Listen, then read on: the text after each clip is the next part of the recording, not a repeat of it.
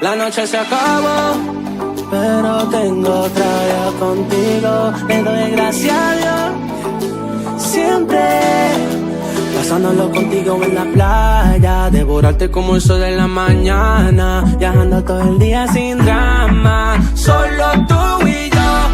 Un día bonito lleno de alcohol, tomar un shot por ti, un shot para mí, un shot. Un día bonito lleno de alcohol, tomar un shot por ti, un shot para mí, un shot. Siempre lo pasamos bien lindo, lindo. Un verano contigo lindo, lindo. Ey. Me fui de vacaciones, baby, me perdí, buscando el sabor que encontré en ti. Canela con dolor de Bacardi, lo sentí. Baby, me tiene desenfocado, viendo doble, bien borracho, demasiado jodido. Contigo, pasándome contigo en la playa, devorarte como el sol de la mañana, viajando todo el día sin drama. Tú y yo, un día bonito lleno de alcohol, tomar un shot por ti, un shot para mí, un shot. Un día bonito lleno de alcohol, tomar un shot por ti, un shot para mí, un shot. Un día bonito, bonito, un día bonito, bonito. Pasándolo contigo en la playa, devorarte como el sol de la mañana, viajando todo el día sin drama, solo tú y yo. Un día bonito lleno de alcohol, tomar un shot por ti, un shot para mí, un shot. Un día bonito lleno de alcohol, tomar un shot por ti, un shot para mí, un shot. Un día bonito lleno de alcohol, tomar un shot por ti, un shot para mí, un shot.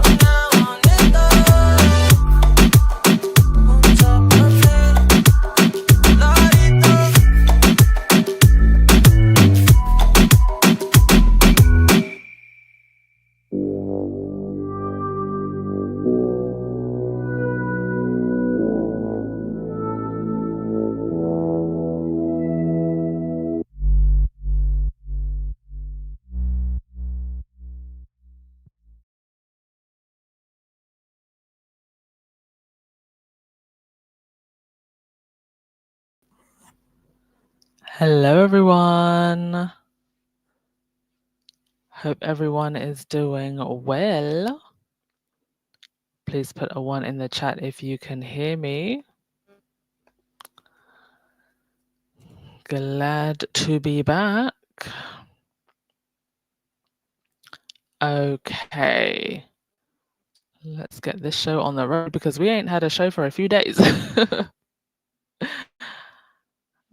Everyone can hear me, right? Yeah, you can hear me. Okay, fantastic. Let's get to it then.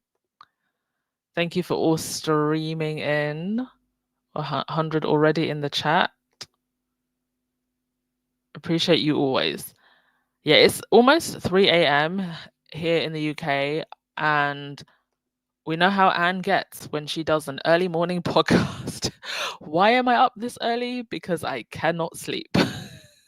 So, I also went to the National Gallery today.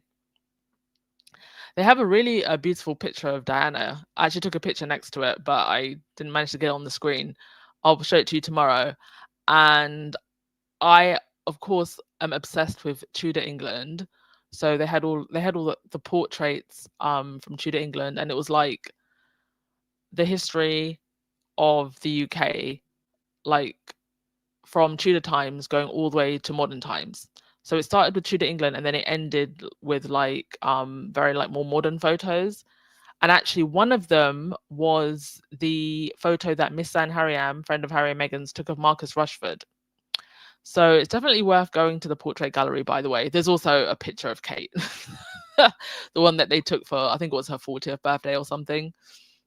But yeah, definitely worth checking out. Really enjoyed that today. So I had a lovely day out today, but I just can't sleep for some reason. And I was just like, I have been so lazy with podcasts, so let me just use the energy that I have to just jump on here and talk to you all. And there is yeah, quite a bit to talk about. So let's start with Harry. So Harry is coming back as he always does. There's nothing particularly, out of whack about this. He always comes back for the World Child Awards. They always give him a headache whenever he does try to come back. I think there was at one point, one year he came back. Paparazzi found him and tried to chase him. Don't know how they found him, but they did. I'm so glad that Harry just kind of dips in and dips out. He comes back for the people he cares about and who matters, and then he dips right out. Now the Mirror is reporting. And I think also People was the original outlet that reported that he could meet with Charles. Whether or not he's going to meet with Charles, I don't know. I don't think really anybody does. Do I care whether or not he meets with Charles? Not really. That's Harry's business. It's Harry's business, whatever goes on between him and his dad. The way in which the media speculates about this and healing the family rift, it is just so pathetic at this point. I don't know why anybody is concerned about this. This is Harry and his dad's business. Harry and his dad and the brother's business. The reason the British media and the tabloids are desperate to heal the family rift and what's the other thing that they used to always say? Extend an olive branch, is because it just benefits them. They are desperate for some kind of reconciliation, despite the fact that they caused most of the trouble. Anywho, can't wait to see Harry again, doing what he does best, spending time with people who matter most, and communities that need the most help, and bringing light and donations, because that's also what matters, and money to these organizations. Meanwhile, you've got the other royals, their charities are falling all over the place. Also Archewell, that I will say once again, just in case anybody from Harry and Meghan's team is listening, needs an Instagram page. Archewell, that needs an Instagram page, and also a YouTube channel would be fantastic, by the way, so we can actually see more of what this amazing organization are doing, not just on the Archewell blog, which is lovely, but some social media outlets would be great. Listen, you can block the comments if you want, I get it, but being on Twitter wouldn't be a bad thing either. Anyway, Archewell doing some great work. New report on studies highlighting the dangers of AI chatbots for children. I love this. I actually know of one case recently where there was a child having a conversation with a chatbot, and that actually led to the child's SCSide. The child SCSided themselves because they were talking to this chatbot. There are no seat belts with this AI technology, and it's very, very troubling, especially for children. So not only is Archewell really focusing on something that is very much in the here and now, but that is important that we get a hold of before it goes, somewhere even more deadly than it already is in the future.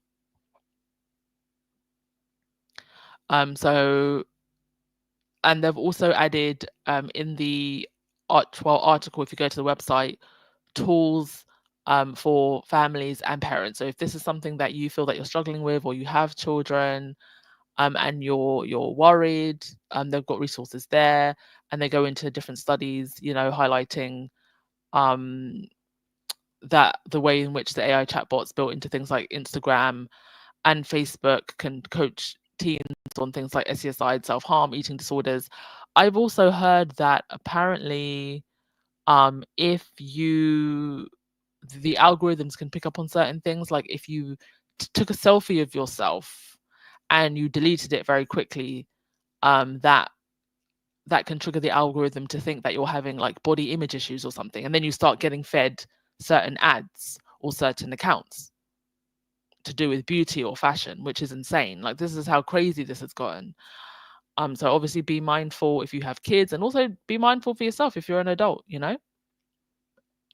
using these tools. If the tool is free, you're the product. Never forget that. Also, bravo to Archewell. Also, the interview that Meghan did with Emily Chang, apparently the podcast version is slightly more extended. So I haven't had a moment to listen to the extended version, but I will do. And if you haven't if you haven't watched the YouTube video that they have, maybe go and listen to the podcast, because there's more details in that. Also, something that I wanted to mention, I am now on episode 7 of With Love Meghan season 2. Not yet ready to give my full review, but I am now on episode 7, and I remember seeing the picture of Jay Shetty and his other half, is it Rodi? And initially, Radi. Initially, I thought that the reason they bought on Jay Shetty was because Jay Shetty has a massive audience, but he's known more for talking about like relationships and stuff like that. So I didn't know that actually his wife Radi, she is a plant-based nutritionist and health counselor, and she has a best-selling cooking book, Joyful, which has plant-based recipes, and she's also a clinical dietitian and nutritionist with a background in Ayurvedic health, focused on holistic well-being. And it was actually her that was given all the deets and the knowledge in the episode, which I was so impressed by. She's very much a woman of her own making. She also has a tea brand and her own podcast where she discusses wellness and mindful living. So now I'm wondering, maybe it's not Jay's podcast she'll go on, maybe it's hers. And I would love to see that.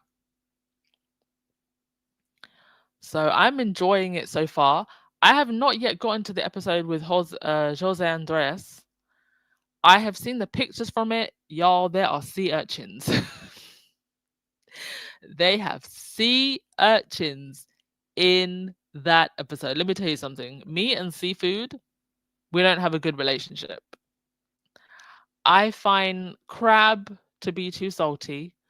I once threw up after calamari, like instantly after calamari. And I googled this afterwards, that this is like a thing that can happen if you get food poisoning from fish.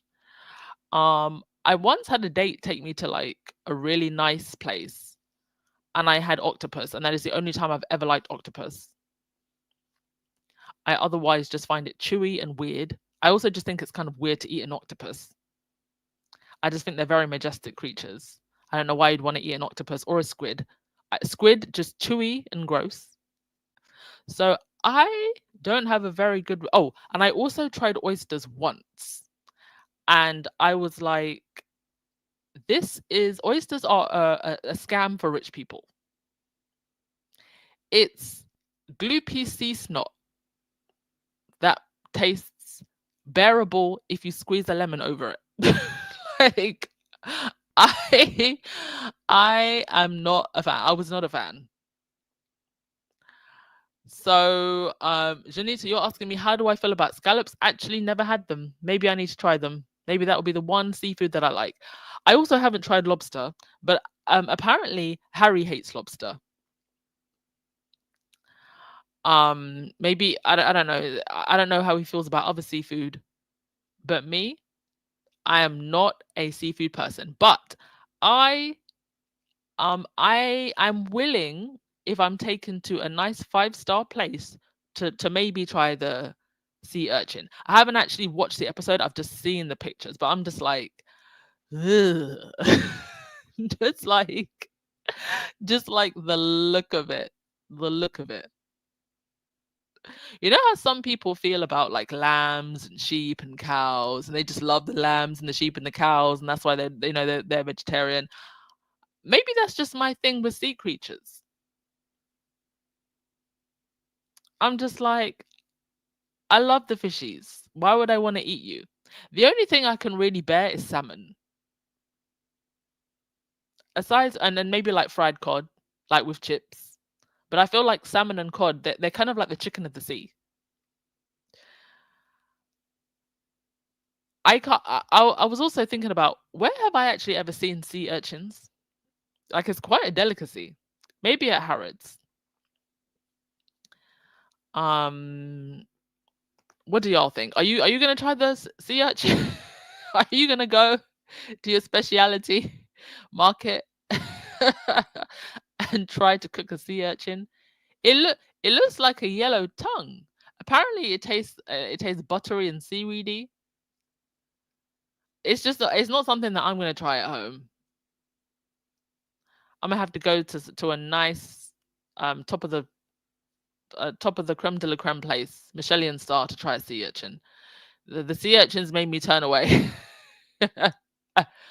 uh, Emerald, you've watched the episodes twice so far.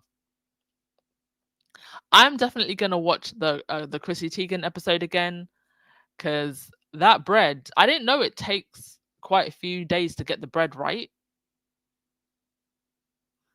Mina, you said never had crab food before, and that other stuff that they were making never had before. I actually listen.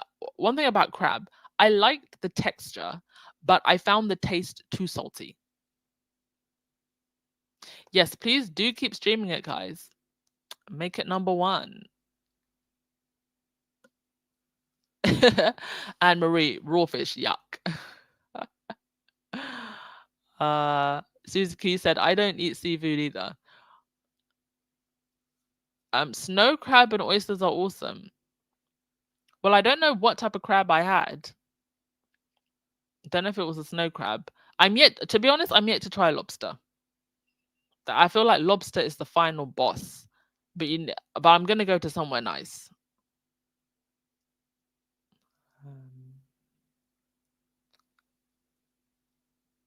Linda, you said when the crew came in to eat and looked at the sea urchin. I mean, I had that face looking at it in the pictures. No oysters. No, is that meant to be clams? I live in Maryland. This is seafood territory. I do like crab cakes and most fish. I'm missing out. Maybe I just need to go to the right places. Sometimes it's not actually the food, it's how it's prepared. So I used to absolutely hate aubergines. But then I went to Georgia, and the way they prepare it with the walnut sauce was just amazing. And then I went to this other restaurant once where they caramelized the aubergine, and that was the best aubergine I've ever had. So sometimes it's not the food, it's how it's prepared. Okay, on to the next thing. Oh yeah, some more pictures. The aesthetics from season 2, by the way, just wow. Most of the clothes that Meghan wore have sold out. And I love that she has her own My Shop now. So she can profit from people wanting to buy her fashion and not the Daily Fail, because that's what they were doing before. I actually saw a screenshot from the Daily Fail where, it was, Meghan's buys, like shop Meghan's looks. And it's just like, you bash this woman day in and day out, but you want to be able to benefit from her name when it suits you. Okay, next thing. Yeah, I wanted to address this issue of Meghan not mentioning Trump and not wanting to go down that road during her interview with Emily Chang. I felt that Emily Chang, to be honest, kept on trying to get a gotcha moment. And I just feel like because of the constant attacks against Meghan, it's just such an unethical thing, I think, for anyone to do at this point. Like, you're literally just trying to create a situation where this woman gets even more bullied. And for what? So I wanted to read this article from Feminagra. And it said, Meghan is right to refuse the culture warrior role imposed on Black women. Meghan, Duchess of Sussex, has lived under a spotlight where every word is measured against royal protocol, political sensitivity, and cultural expectations. Her latest interview with Emily Chang offered a rare reflection on her political past, her choices today, and why authenticity matters more than performing roles imposed on her. From outspoken remarks in 2016 to her voter advocacy in 2020, Meghan's path reveals both her willingness to speak and her resolve to define her stance on her own terms. Meghan's politics then and now. Before her marriage to Prince Harry, Meghan did not hesitate to speak candidly. On the Larry Wilmore show in 2016, she described Donald Trump as divisive, remarks that later resurfaced once she became a member of the royal family. At the time, she was an actress in Los Angeles and free from the rules of royal neutrality. By 2020, her public voice carried greater weight. She joined Michelle Obama's When We All Vote initiative, recorded a discussion with Gloria Steinem, and encouraged Americans to reject misinformation and exercise their right to vote. Critics framed her civic advocacy as interference, yet she had avoided endorsing a candidate. In her conversation with Chang, Meghan mentioned she has not made political statements since 2026. She described that earlier moment as belonging to a different time and emphasized that her focus is now on choices that feel meaningful for her and her family. She says, I think right now it's a really interesting time for the entire world. I hope people are able to maintain the values that they feel are important to them and feel safe and to remember our humanity with each other through all of it. Meghan's engagement in civic issues has often been met with disproportionate scrutiny. When she urged her fellow Americans to vote in the 2020 US elections, commentators accused her of crossing lines of royal neutrality, even though her words echoed calls made by other public figures. Piers Morgan and Dan Wooten accused her of campaigning against Trump, and critics on social media demanded that she lose her titles. And she never mentioned who she was voting for, which political party she is registered with. She just said to vote. That is the most neutral political position that you can take. Go out and vote. The reaction exposes the unique pressures placed on Meghan and Harry. Other royals voiced political views without facing the same condemnation, but critics held her to an impossible standard. Her involvement in voter registration drives, a basic function of democracy, became grounds for attacks that questioned her legitimacy. Despite the criticism, Meghan has consistently used her platform to highlight equity and representation. She spoke out on racial justice after the murder of George Floyd in 2021. She wrote to Congress advocating for paid parental leave, framing it as a matter of economic fairness. And she has repeatedly called for online safety and accountability in digital spaces. Through Archewell, she has also supported humanitarian aid and other women's leadership initiatives. While detractors cast her as partisan, her record reflects a consistent focus on accountability, civic responsibility, and system change rather than party politics. When Meghan spoke at a virtual summit about the murder of George Floyd, she called it a tragedy and demanded accountability. That moment showed her willingness to bring her identity as a biracial Black woman into spaces that had long excluded voices like hers, but those expecting her to continue as a constant political commentator misread both her role and her reality. Some people treat Meghan as a sacrificial lamb for their politics. ignoring the risk to her safety. And this is so, so important. Ignoring the risk to her safety. The Heritage Foundation, that is very much adjacent to MAGA and Trump, have been trying to go after Harry's citizenship. They have not succeeded, but I don't think that they're done. And it is very, very dangerous what is going on in the US right now. If either Harry or Meghan was to mention Trump at this point, it just gives him an excuse to dig at them. And he's dug at them already. And the fact that they haven't said anything about him, it just makes him look unhinged. And for now, I think that's how it should stay. Just let that man look unhinged.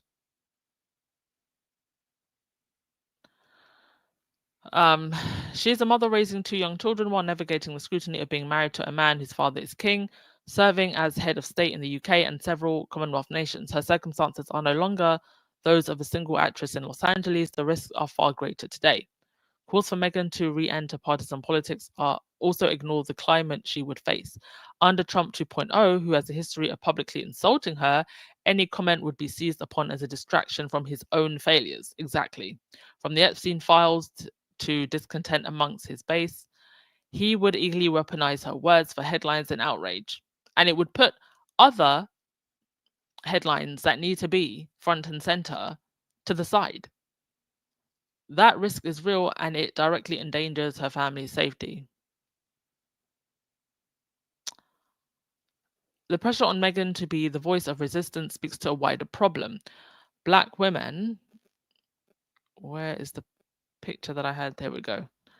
Black women who carried the weight of change in 2024 have signaled their right to rest and reclaim their well-being. Still, too many expect them to stand at the front of every fight, even when others do not stand with them. Meghan rejects that role. She refuses to be cast as a cultural warrior, a Joan of Arc, or a mule for causes that demand her sacrifice without regard for her safety.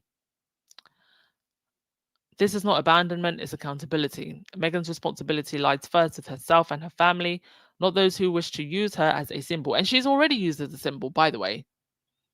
I mean, Meghan coming into the royal family, the unroyal mafia, crossed over with the fallout of Brexit. This is something that was actually mentioned in the Harry and Meghan documentary, and the culture and culture war that triggered. And then what someone like Meghan in an institution like the British royal family, what that signified within that culture war.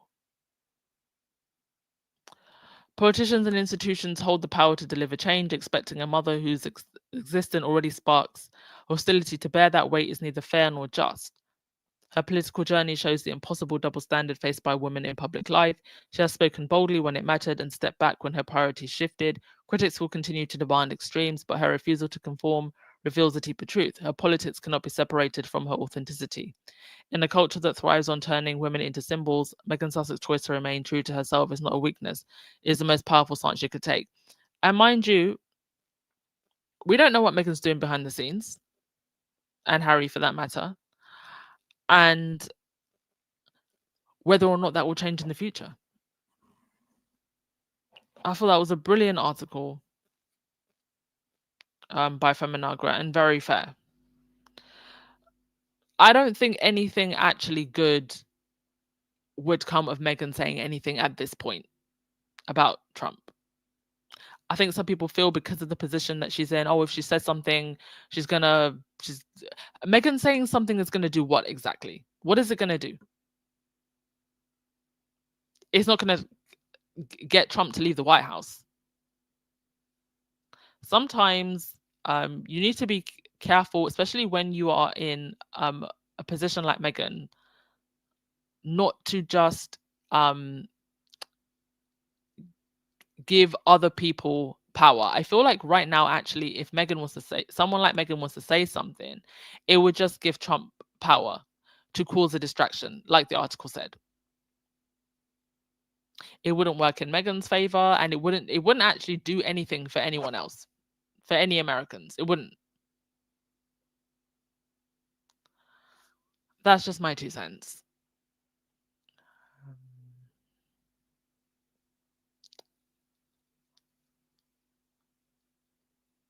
Okay. Thank you so much, Kevon Slims. What's an aubergine? I think in the US you call it an eggplant. I believe you call it eggplant. Legs, you said, agree, and Emily wanted more press and views. Yeah. And a comment about Trump would have gotten her that. Truly shady.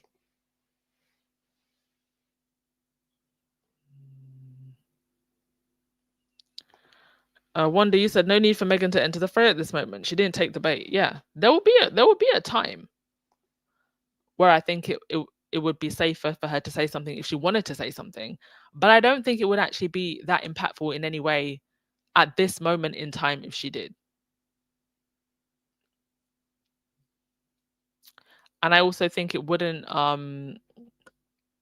be good for Harry either. Because at the end of the day, he's still the son of the king.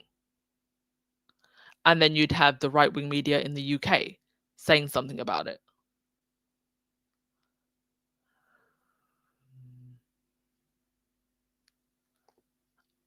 Tangerine said, I actually told Emily Chang that as well, very respectfully, of course. I didn't like how she tried to goad Meghan into talking about Trump, who we all know is vengeful and unstable. Yeah. The only conversations we need to be having about regarding Trump right now are, where are those Epstein files? And that's not Emily Chang can go and have that with somebody else. Not trying to drag our good sis into this.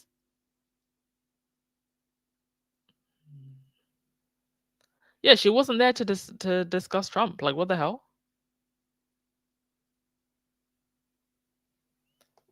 Yeah, she's still a member of the British royal family. And so I think it was just very shady of Emily to even bother asking her that. You wonder, she can quietly support local California politics as a citizen, and she likely is. Yeah, they are absolutely trying to deport Harry or make life just very difficult for him in the US.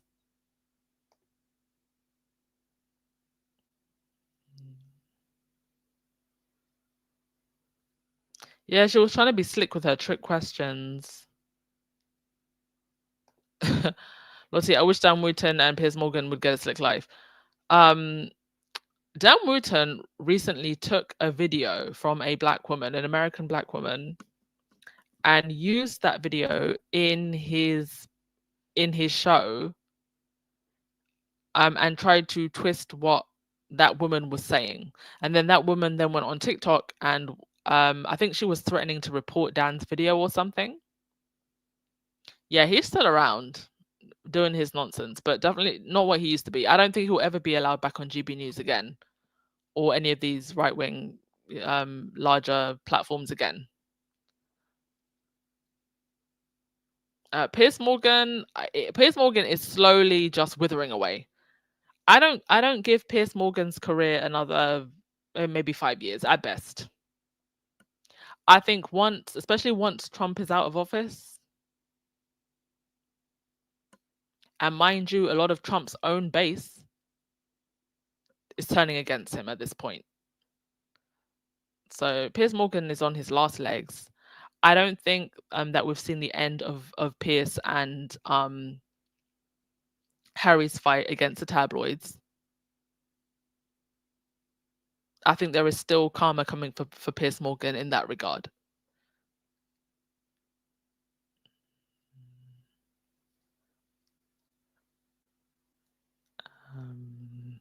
Yeah. Sorry, your comment's been cut off. Benjamin. Yeah, Trump and Meghan are polar opposites on social issues. What was the point? And this actually just goes back to how they don't see Meghan as human.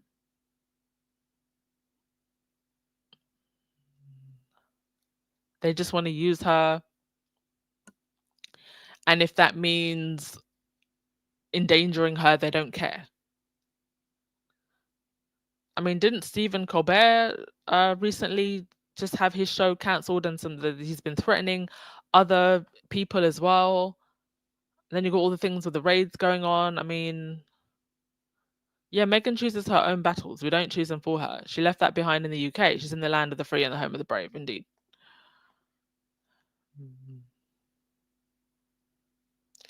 All right. Next thing I wanted to, was there anything else I wanted to mention? Do you know what? I think I'm gonna do it in the next podcast. I actually do want to do a podcast tomorrow. Well, today. And no. I was gonna talk about this in this podcast, but I'm actually gonna do a completely separate podcast for this.